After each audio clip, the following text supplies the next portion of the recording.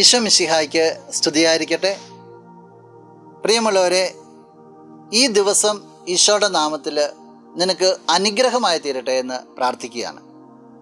നിൻ്റെ പ്രവർത്തനങ്ങളിൽ ഈശോ കൂട്ടത്തിൽ ഉണ്ടാകട്ടെ. നമ്മുടെ ജീവിതത്തിലേക്ക് ദൈവത്തിൻ്റെ വചനം പല രീതിയിലാണ് കടന്നു വരിക. ചിലപ്പോൾ നമ്മളെ സ്പർശിക്കുന്ന രീതി വരാം, ചിലപ്പോൾ നമുക്ക് സങ്കടം തരുന്ന രീതി വരാം, ചിലപ്പോൾ നമ്മളോട് വഴക്കിടുന്ന രീതി വരാം, ചിലപ്പോൾ വിരസമായ രീതിയിൽ വരാം, പല രീതിയിൽ.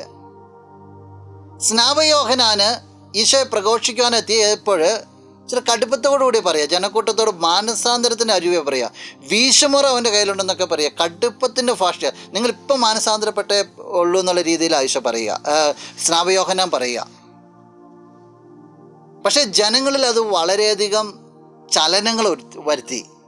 സ്നാപയോഹന്നാൻ്റെ പ്രഭാഷണത്തിൻ്റെ അന്ത്യത്തിൽ വചനം പറയുന്നത് ഇങ്ങനെയാണ്.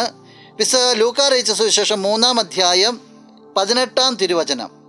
ഇതുപോലെ മറ്റു പല ഉദ്ബോധനങ്ങളിലൂടെയും അവൻ ജനത്തെ സദ്വാർത്ത അറിയിച്ചു.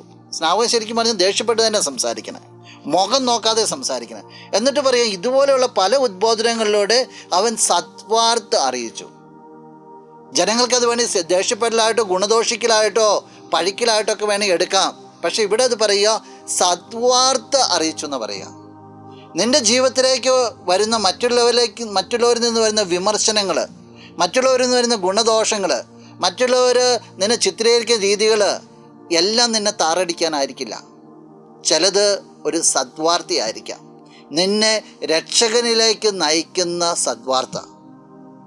ആരെങ്കിലും എന്തെങ്കിലുമൊക്കെ പറയുമ്പോൾ, എന്തെങ്കിലുമൊക്കെ കേൾക്കുമ്പോൾ ഡിമ്മാകുന്ന പ്രകൃതത്തിന് പകരം അതിൻ്റെ ഉള്ളിൽ എൻ്റെ ദൈവം ഒരുക്കിയിരിക്കുന്ന എന്തെങ്കിലും സദ്വാർത്തയുണ്ടോ എന്നൊന്ന് ചിന്തിക്കുകയാണെങ്കിൽ ജീവിതത്തെ അനുഗ്രഹമാക്കാം. അത് നിനക്ക് സാധിക്കട്ടെ. നമുക്ക് പ്രാർത്ഥിക്കാം. നമുക്ക് കണ്ണുകളടച്ച് കരങ്ങൾ കൂപ്പാം. നല്ലവനായ കർത്താവേ, നിന്നെ ഞങ്ങൾ ആരാധിക്കുന്നു, സ്തുതിക്കുന്നു, മഹത്വപ്പെടുത്തുന്നു. ഈ വ്യക്തിയെ പ്രത്യേകമായിട്ട് സമർപ്പിക്കുകയാണ്. ജീവിതത്തിലേക്ക് പല രീതിയിലാണല്ലോ നിൻ്റെ വചനങ്ങൾ കടന്നു വരിക. അത് ഇഷ്ടമുള്ള രീതിയിലായാലും സങ്കടം വരുന്ന രീതിയായാലും ഏത് രീതിയിലായാലും അതിനെ സ്വീകരിക്കുവാനായിട്ട് ഈ വ്യക്തിയുടെ മനസ്സിനെ അങ്ങ് തുറക്കണമേ. നിൻ്റെ നാമത്തിൽ ഇന്നത്തെ ദിവസം അനുഗ്രഹിക്കപ്പെടട്ടെ. എല്ലാ നിയോഗങ്ങൾക്കും സ്വർഗ കവാടങ്ങൾ തുറന്നുകൊണ്ട് ഉത്തരമല്ലോ എന്ന് പ്രാർത്ഥിക്കുന്നു, ഇപ്പോഴും എപ്പോഴും എന്നേക്കും. ആമേൻ. ആദിയിലും അന്ത്യനും നീ മാത്രമേ യേശുവേ. സ്തുതികൾക്കും പുകഴ്ചയ്ക്കും യോഗ്യനേ യേശുവേ. ആരാധന